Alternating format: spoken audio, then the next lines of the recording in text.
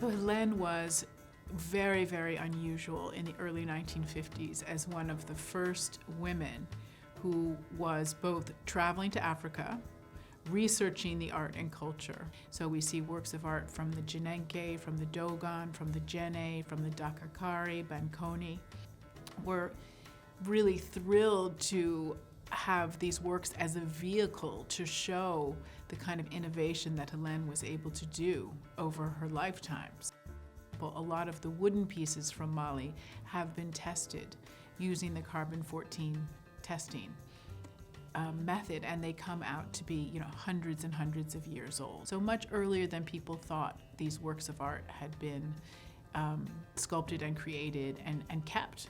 We're delighted to present the works of art that Hélène really is known for, as well as works that she lived with in her home in Paris. So there is the magnificent Fang head, which is the star of the sail. This Fang head, created by a master carver, presents all the characteristics of Fang art. The long neck, delicately decorated at the back, the powerful face, sculpted in a heart shape, and a very elaborated headdress finishing by braids at the back. On this sculpture, we can also notice a very delicate Adam apple, who allow us to identify this ancestor figure as a male. Since the 30s, she is visible on several photographies taken by Dora Maar in the Parisian apartment of Helena Rubinstein. Helena Rubinstein, the Queen of Beauty, is very well known for her art collection. From Picasso to Dali, passing by ancient sculpture, she was really inspired by her art collection for the marketing of her brand.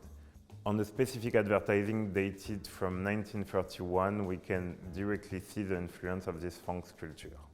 In 1966, the Helena Rubinstein collection of African and Oceanic art was sold at Sotheby's Park Burnett in New York.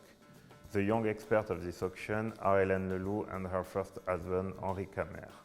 Hélène Leloup acquired this Fang figure in this auction and never quit it since that.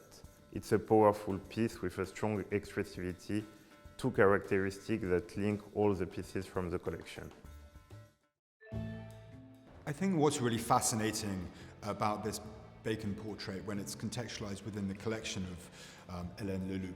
During this period when Bacon was painting, in the mid to late 50s, his life was in somewhat turmoil. He was in a tempestuous relationship with Peter Lacey, but one of the two people who were real mainstays throughout his life and working career were Robert and Lisa Sainsbury. But the Sainsburys at that time were also collecting African and Oceanic masks, and it's no coincidence that Bacon would have been incredibly influenced by both their collection and art history as a whole.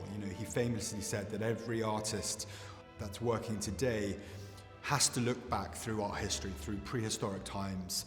Bacon's search for that inner psyche of the human sitter is echoed really wonderfully with these African and Oceanic masks as well. Deep search into the human soul.